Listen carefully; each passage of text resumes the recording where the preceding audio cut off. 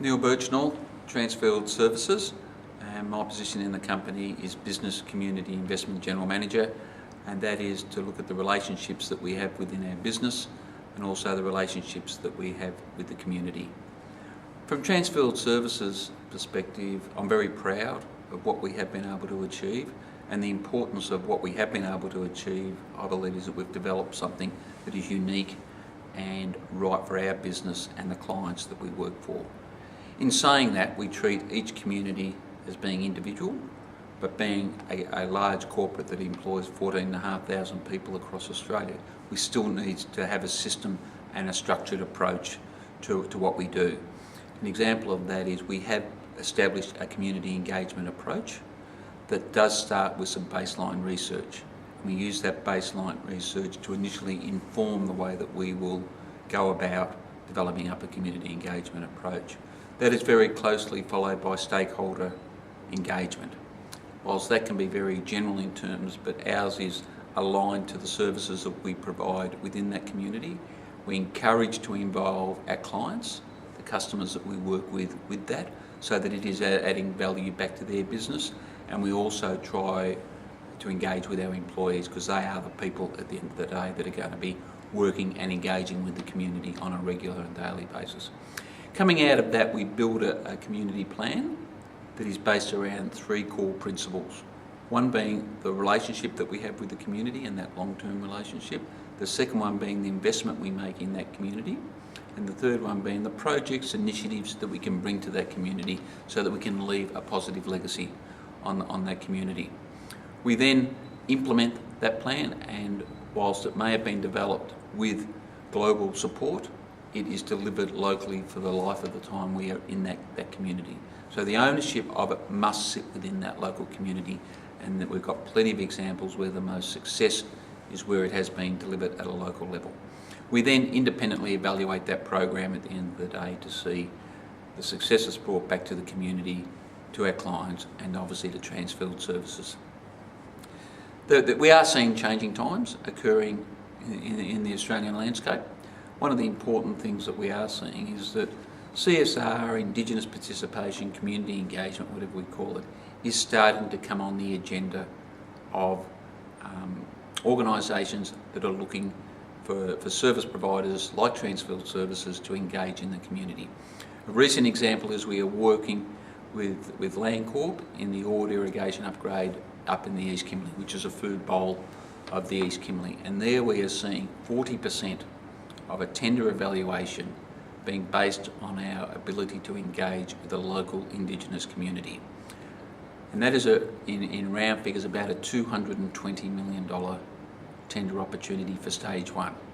So by the time you get to stage four, you can clearly understand the business case and the importance of the alignment we get between stakeholders and shareholders, because the business case is very, very clear there. Other examples that we're seeing there, we are seeing that up in North Queensland, we're seeing a very clear social performance agenda being created. And that social performance agenda sits in a number of parts. Again, it's linked to the Indigenous in the community, but it's also linked very much to the social impact that you will have, the nuisance factor that will come by you joining a community or a large-scale project coming into a community, irrespective of whether that's for 2 years or for 10 years. And looking at such things as the impact that we will have on the retail sector, the education sector, the community sector, and how then do we support that and understand the impact that we're having. Very simple example that I can give you, or two very simple examples that will probably bring it home.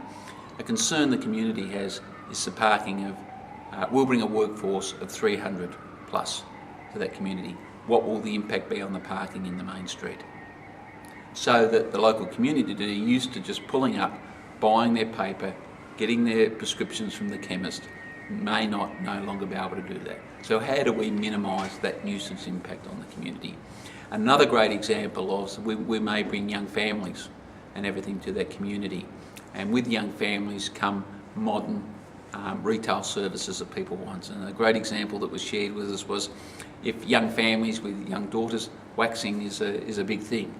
So there is no waxing saloon in a lot of these communities. So how do we then support that social infrastructure that supports the retail part of that business so that these services can be provided? Because the reality is, if the wife, the daughters are happy in that community, then the husband will continue to work in that community and hence continue to provide the services that we're contracted to provide and what the client is looking to provide. One of the things with community engagement is that it's often seen as an unequal partnership. You're coming with all the money, all the jobs, and how long are you going to be there? You may be pulling out after a couple of years. How do you deal with that kind of power relationship? Yeah, I think Transfield Services is in a unique position to deal with that because we are a contractor. We are not the landowner. We are not the asset owner. So we competitively tender for that work. So we are very, very commercially aware of what we can provide back into that community. So the checkbook philanthropy that often gets talked about doesn't fit within our business model. Hence, it forces us to engage very closely with the community and look at what's important to that particular community. Is it youth issues? Is it community service issues? Is it the elderly of the community? Is it the infrastructure that exists within that community? And look, another very good example I'll give, and I love giving the stories and examples, is one from our Chief Operating Officer at the time, where we were contracted to provide services in the Latrobe Valley.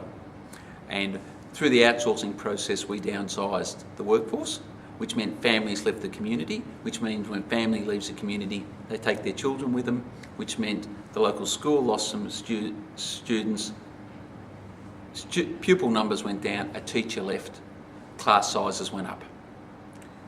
In the sense we got blamed, had the potential to be blamed for that. So it's this whole engagement of understanding the impact that you are having on that overall footprint or fabric of that community that is absolutely critical.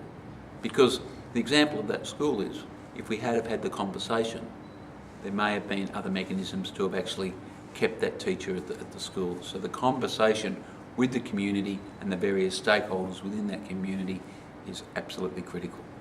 Okay, and just briefly, how long does this community engagement process take?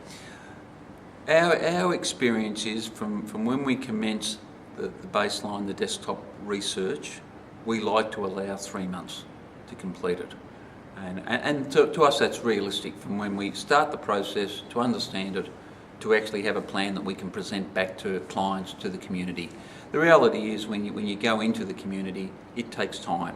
You get into the community and you start talking to an identified stakeholder, very first thing they say to her, you need to go and talk to this other person that isn't on your list. You need to build that into the time that you're spending with your stakeholder engagement so you get the full rounded picture of what's occurring. Otherwise, your plan's only partially informed. Okay, well, thanks very much. Thank you.